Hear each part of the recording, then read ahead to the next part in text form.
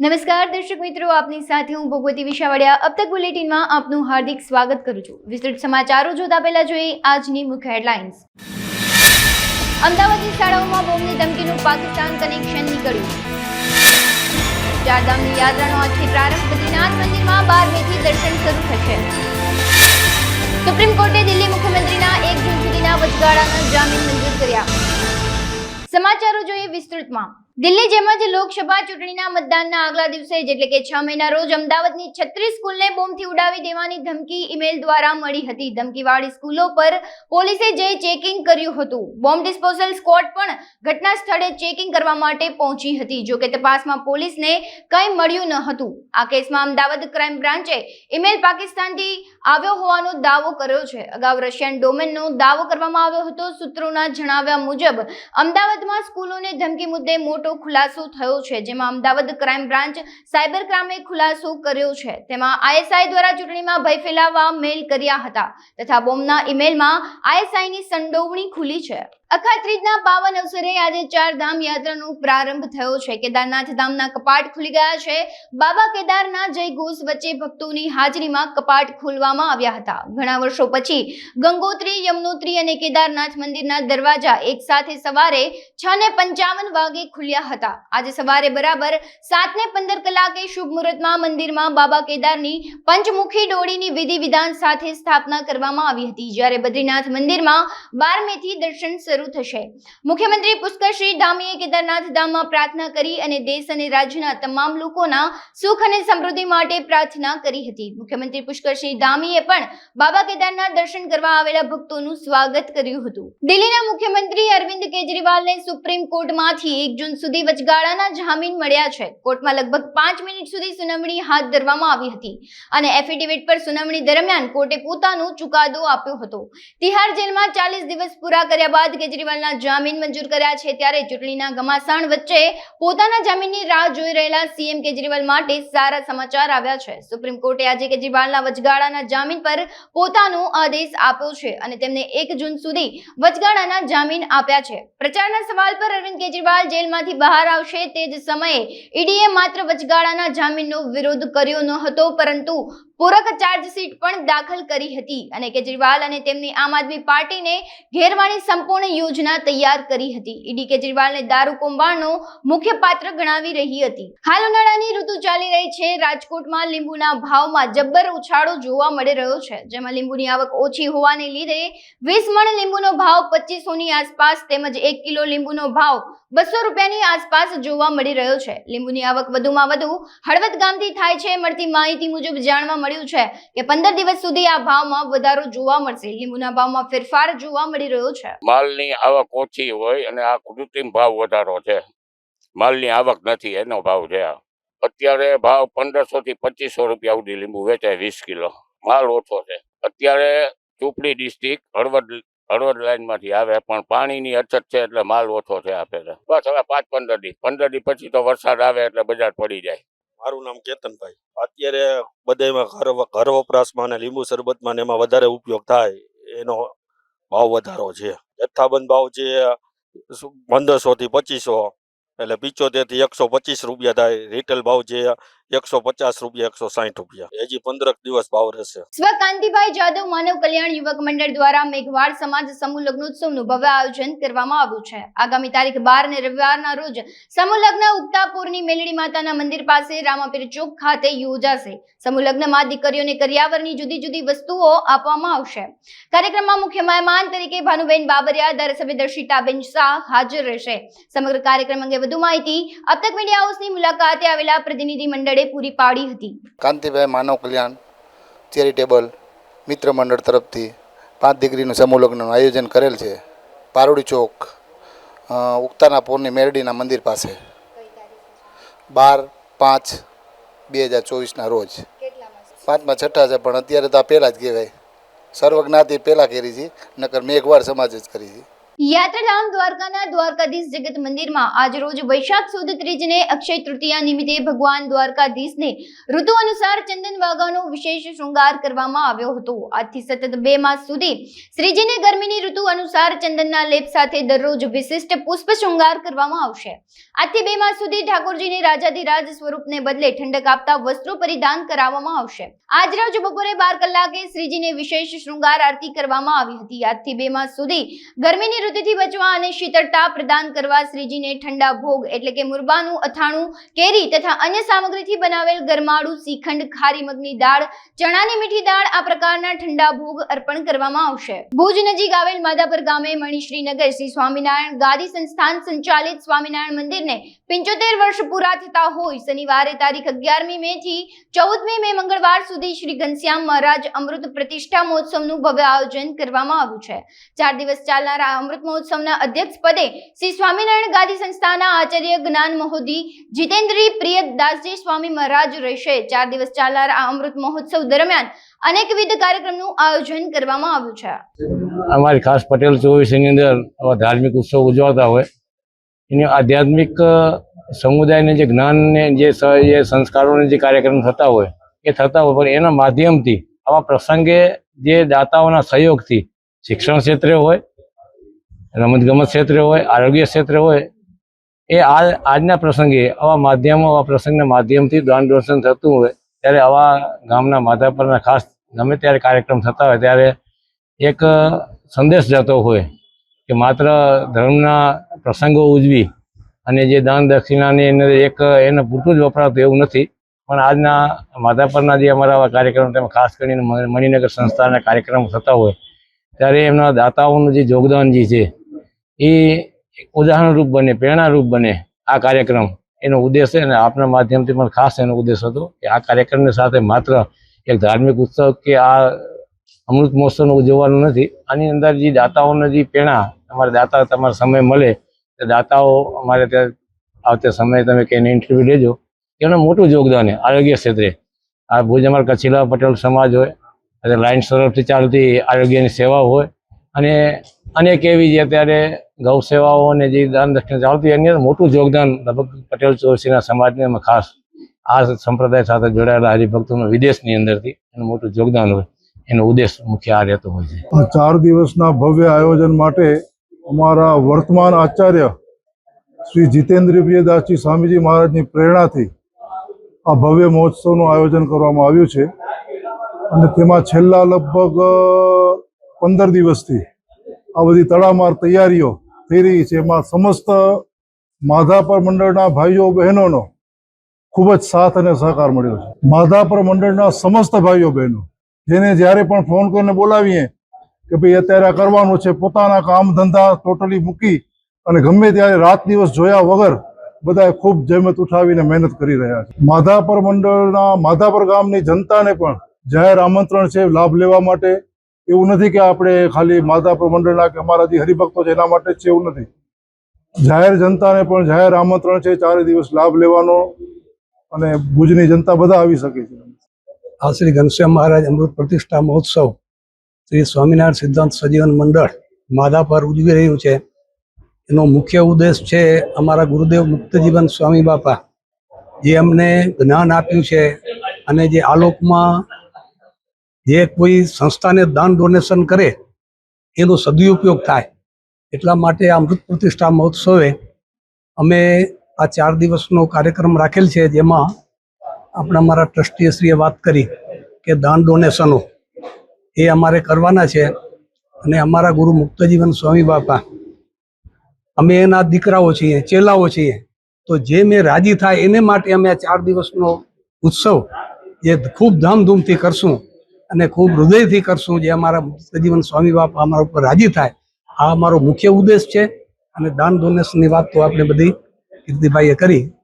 અમારી તૈયારી આ ઉત્સવ ઉજવવા માટે તારીખ 18/11/2023થી જે અમે બધા કાર્યક્રમો કર્યા છે એની નિમિત્તે ધૂન્ય કરી, કોઈ પારાયણો કરી, કોઈ 1-2 તળાવો પણ અમે 2 કર્યા છે, જે પશુઓ માટે જે રિનોવેશન કર્યા છે. આ તૈયારી બધી અમારી 18/11થી ચાલુ છે અને 14/11 જે પૂર્ણ થશે એનો અમને ખૂબ આનંદ છે.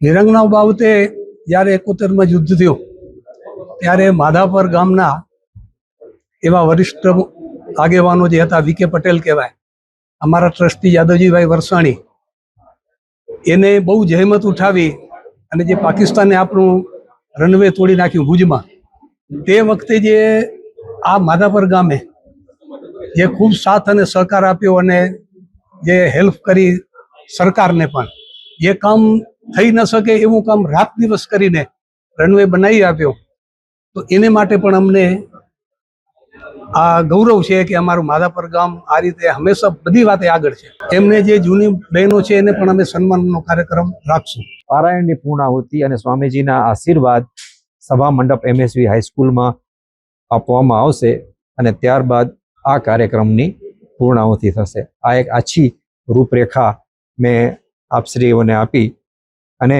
આ કાર્યક્રમ સાર્વજનિક છે.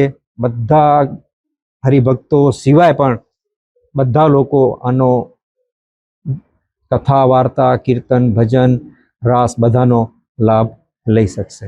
ઓન એન એવરેજ અમારા અંદાજ મુજબ રોજથી 7-8 હજાર, જ્યારે એક દિવસ, જેમ અર્જુનભાઈએ કહ્યું, એક દિવસ કોઈ આવે, એક દિવસ કોઈ ગામ ના આવે, એ ઓન એન એવરેજ 7 થી 8 હજાર હરિભક્તોનો અમારો અંદાજ ખરો.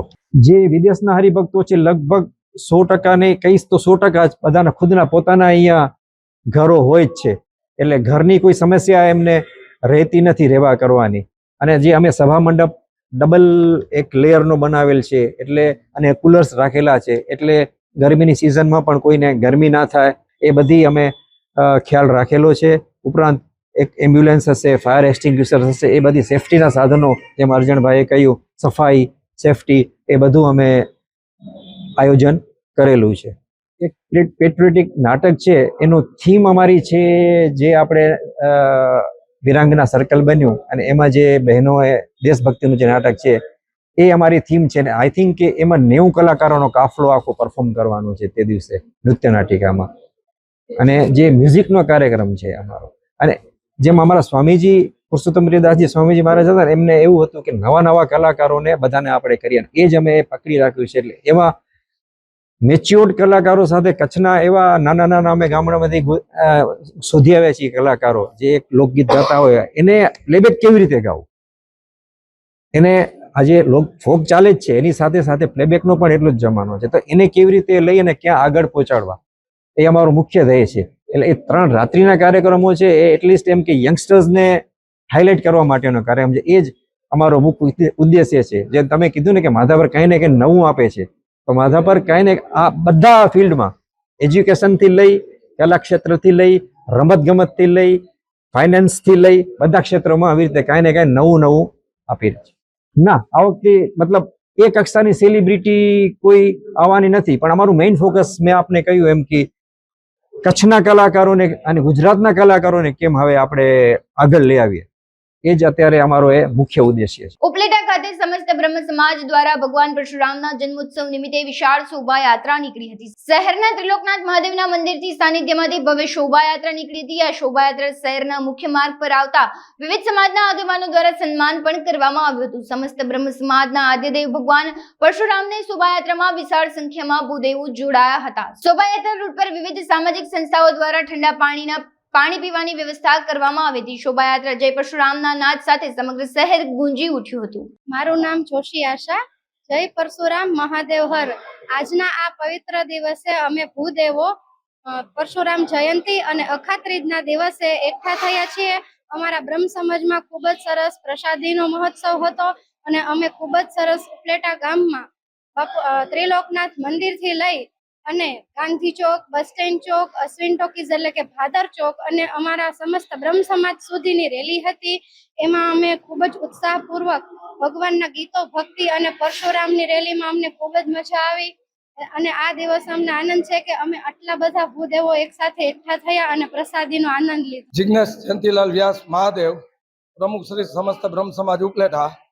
દર વર્ષની જેમ આ વર્ષે પણ બ્રાહ્મણોના આરાધ્ય દેવ એટલે કે શ્રી પરશુરામ ભગવાન, તેમના જન્મોત્સવ નિમિત્તે કાલે રાત્રે બધા પોટ તૈયાર કરી અને ભવ્યથી ભવ્ય અને દિવ્યથી દિવ્ય શોભાયાત્રાનું આયોજન કરવામાં આવેલ. આજે સવારે ત્રિલોકનાથ મહાદેવના મંદિરે પૂજા અર્ચન પાઠ કરી આરતી ઉતારી અને શોભાયાત્રાની શરૂઆત કરેલ. બસ સ્ટેન્ડ ચોક, ગાંધી ચોક થઈ, અશ્વિન ટોકી થઈ અને આપણે બ્રહ્મ સમાજે પૂર્ણાહુતિ કરેલ. ઉપલેટા કડવા પટેલ સમાજ, લેવા પટેલ સમાજ, લોહાણા સમાજ, સોની સમાજ, આયર સમાજ, સિંધી સમાજ, વાણંદ સમાજ, ક્ષત્રિય સમાજ, દરેક સમાજ દ્વારા સન્માન કરવામાં આવેલ તથા પરશુરામ ભગવાનની પૂજા અર્ચન કરવામાં આવેલ.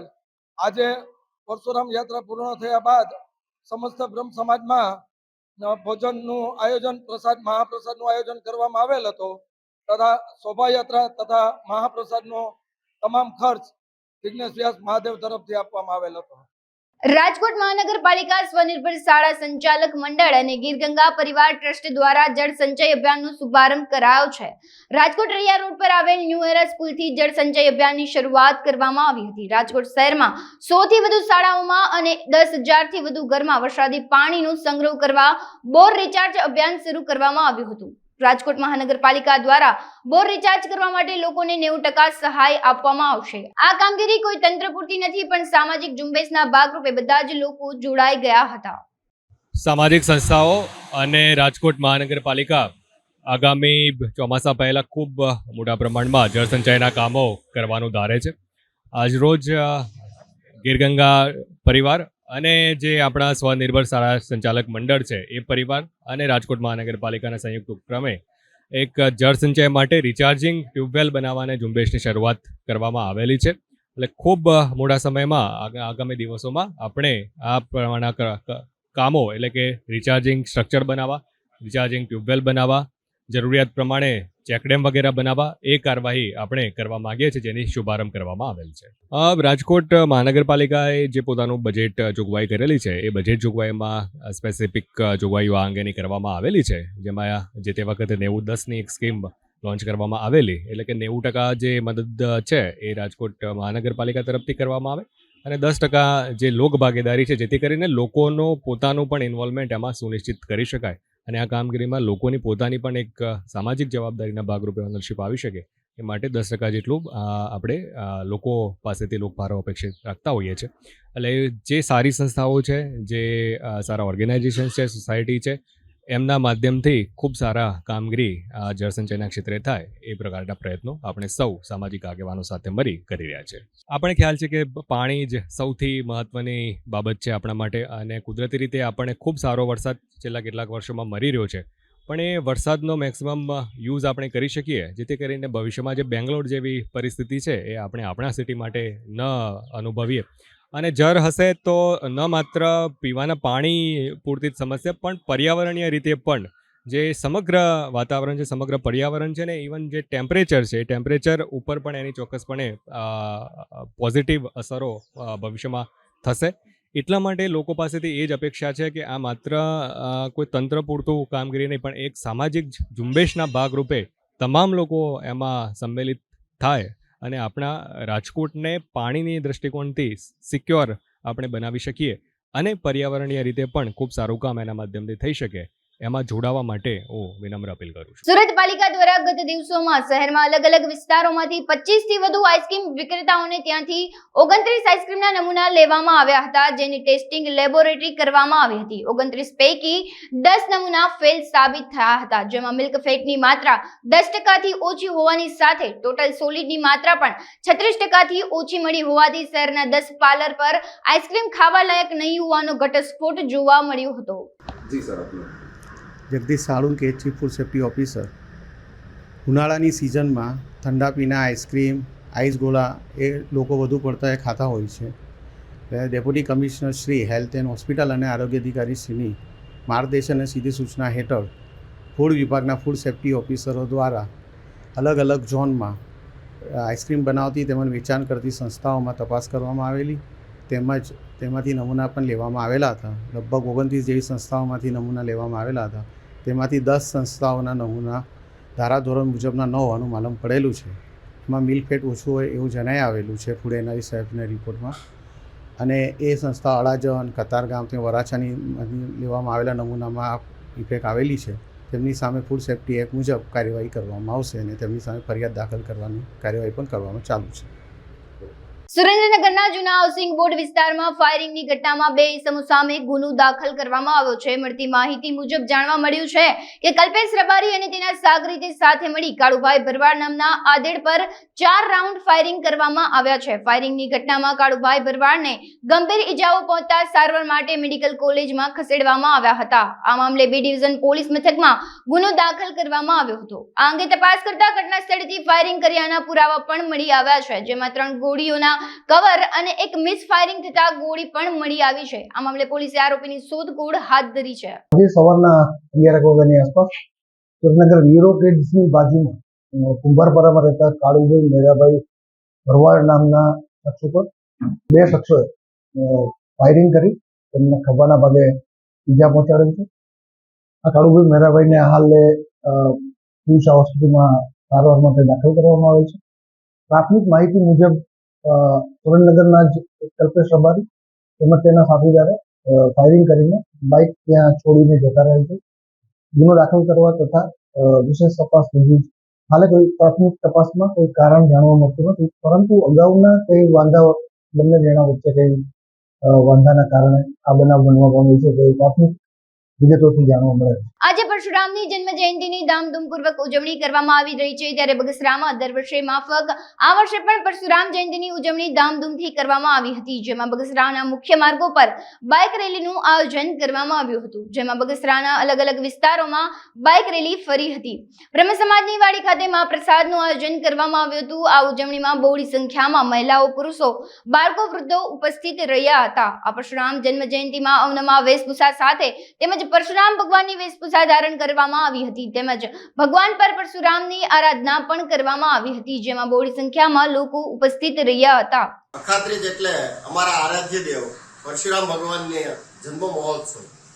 આ જે પરશુરામ ભગવાનની જે જન્મની ઉજવણી છે એક ઉત્સવ રૂપે અમે ઉજવીએ છીએ.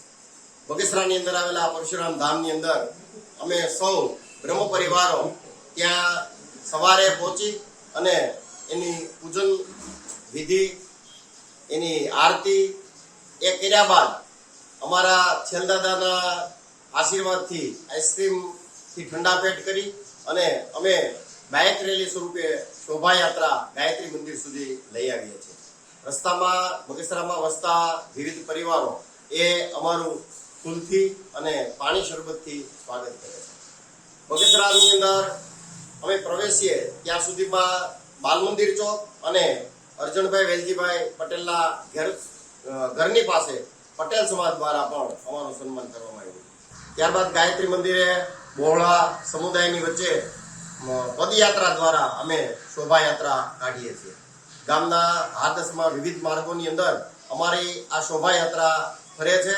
પરશુરામ દાદાના શુભ આશીષ બગસરાની અંદર અને તમામે પ્રજાના કલ્યાણ થાય એવા હેતુસર અમે આ બગસરાની અંદર દાદાની શોભાયાત્રા કાઢીએ છીએ. એની અંદર અમને વિવિધ સમાજના રાજકીય અગ્રણીઓ અને સામાજિક સંસ્થાઓના વિવિધ પ્રમુખો દ્વારા અમારું ઠેર ઠેર સ્વાગત કરવામાં આવે છે અને પુષ્પવૃષ્ટિ કરવામાં આવે છે. આ શોભાયાત્રા બ્રહ્મ સમાજની વાડીએ અમે પૂર્ણ કરીએ છીએ અને સૌ સાથે એક પંગતમાં બેસી અને જુદી જુદી વસ્તુઓના દાતાઓ જેવી કે રસ અને છાસના દાતા અમારે વ્યાસ પરિવાર છે એ એમના તરફથી અમને પ્રાપ્ત થાય છે. અમે સાથે બેસી સૌ ભોજન કરી અને પરશુરામ દાદાના આશીર્વાદ મેળવી અને સમય છૂટા પડે. હાલ ઉનાળાની સીઝન ચાલી રહી છે, ત્યારે છેલ્લા ઘણા દિવસથી જૂનાગઢ માર્કેટિંગ યાર્ડમાં કેરીની આવકમાં ખૂબ ઘટાડો જોવા મળી રહ્યો હતો, જ્યારે વર્તમાનમાં કેરીની આવકમાં વધારો જોવા મળ્યો છે. માર્કેટિંગ યાર્ડમાં કેરીની રેકોર્ડ બ્રેક આવક જોવા મળી રહી છે, ત્યારે 10,000થી વધુ બોક્સની આવક જોવા મળી હતી, જેને લીધે ખેડૂતો અને ઇજારેદારોને પણ સારા ભાવ મળી આવ્યા છે. સૂત્રો અનુસાર જાણવા મળ્યું છે કે આગામી દિવસોમાં કેરીની આવક વધી શકે તેવી સંભાવના દર્શાવી છે. કેરીની આવક વધતા ભાવમાં પણ ઘટાડો થતો જોવા મળી રહ્યો છે. 600 થી 1000 સુધીના ભાવ આજ હરાજીમાં બોલાયા હતા. માર્કેટિંગ યાર્ડ જૂનાગઢમાં શાકભાજી ફળફળાદી સબયાર્ડમાં કેરીની ખૂબ જ પુષ્કળ પ્રમાણમાં આવક થઈ રહી છે. કેસર કેરીની આવક ખૂબ જ સારા પ્રમાણમાં થઈ રહી છે. કેસર કેરીની આજની આવક જોઈએ તો 11,000થી વધુ બોક્સની આવક થઈ છે અને કેરીના ભાવ પણ એકંદરે ખૂબ સારા જોવા મળી રહ્યા છે.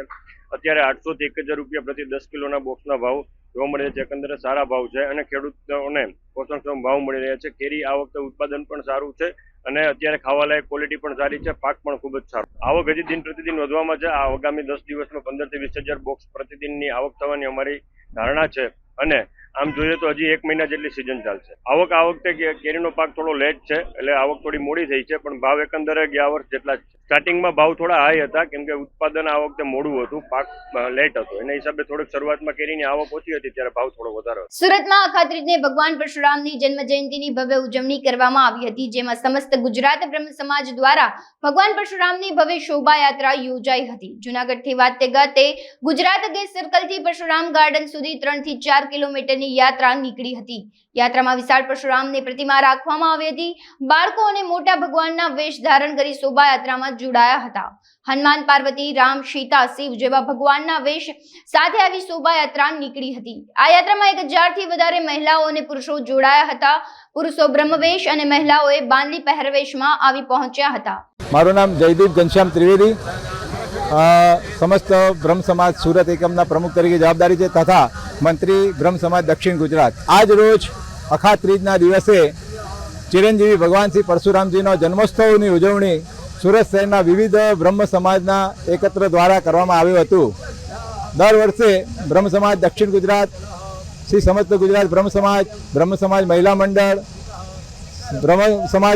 બ્રહ્મ વિકાસ પરિષદ તથા જે અલગ અલગ જ્ઞાતિઓ છે તે બધા ભેગા થઈને દર વર્ષે ભગવાન પરશુરામનો જન્મોત્સવ ઉજવે છે. ચિરંજીવી ભગવાનના આશીર્વાદ સુરત શહેરને મળે, સુરત શહેરની સુખ, શાંતિ અને સમૃદ્ધિ થાય તે માટે વર્ષોથી અમે આ ભગવાનની શોભાયાત્રા કાઢીએ છીએ અને સાંજે ભગવાન પરશુરામ ગાર્ડન ખાતે ભવ્ય ભજન સ્પર્ધા અને કાર્યક્રમ યોજીએ છીએ. આ શોભાયાત્રાનો સંદેશો એ જ છે કે વિકસિત શહેર સુરતને સુખ, શાંતિ, સમૃદ્ધિ થાય તથા ખૂબ પ્રગતિ કરે અને ભગવાન પરશુરામના આશીર્વાદ પ્રાપ્ત થાય શહેરને માટે એક તો આશય છે. આમ કહેવાય છે કે વાપીથી તાપી એ પરશુરામજીની ભૂમિ છે, તો ભગવાન પરશુરામજીના આ વિસ્તારના લોકોને આશીર્વાદ મળે અને સુખ સમૃદ્ધિ થાય તે જ મુખ્ય આશય છે. સુરતમાં અમરોલી રજવાડી પાર્ટી પ્લોટ પાસે રહેતા યુવક ગઈકાલે રાત્રે 9:15 વાગ્યાના અરસામાં સોસાયટીના ગેટ પાસે પિતા સાથે ઊભો હતો. તે વખતે રાખડીના ધંધાના રૂપિયા 17 લાખની લેતી દેતી મામલે રાજકોટમાં 5 યુવકો દ્વારા ઢોરમાર મારી કારમાં અપહરણ કરી લઈ ગયા હતા. બનાવ અંગે પોલીસને ગુનો દાખલ કરી ગણતરીની મિનિટોમાં જ ગાડી નંબરના આધારે સાયણ ચેકપોસ્ટ પાસેથી 5 અપહરણકારોને ઝડપી પાડી યુવકને તેમના ચંગુલમાંથી મુક્ત કરાવી આગળની કાર્યવાહી હાથ ધરી છે. આ કામે હકીકત એવી છે કે ગઈકાલ તારીખ 8/5/2024ના રોજ અમરોલી પોલીસ સ્ટેશન વિસ્તારમાં રજવાડી પાર્ટી પ્લોટ પાસે સ્પીડ હોમ રેસિડેન્સી આવેલી છે. ત્યાં આ કામના જે ફરિયાદી જે છે એમનો દીકરો નામે યોગેશ ત્યાં ઊભેલો હતો.